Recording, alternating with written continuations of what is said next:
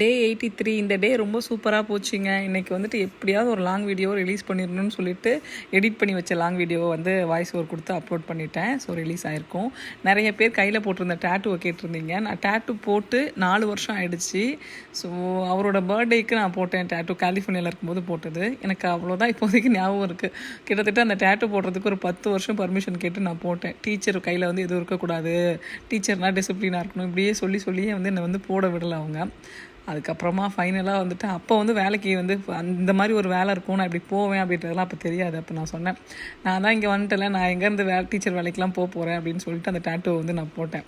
So இங்கே வந்துட்டு first day போகும்போது எனக்கு அது ஒரு கில்ட்டாக இருந்துச்சு, ஐயோ அப்படின்னு சொல்லிட்டு. ஆனால் இங்கே போய் பார்த்தா என்ன இருக்கிற எல்லார் கையிலையும் பார்த்திங்கன்னா ஒரு 10 டேட்டுவாவது இருக்கும். நான் எவ்வளோ பரவாயில்ல அப்படின்னு தோணுச்சு, நேம் மட்டும் தான் போட்டிருக்கேன்னு சொல்லிட்டு. ஸோ யோசிச்சு பார்த்தா சிரிப்பாக வருது. முடியாதுன்னு நினச்ச ஒரு விஷயம் முடிஞ்சிருச்சு.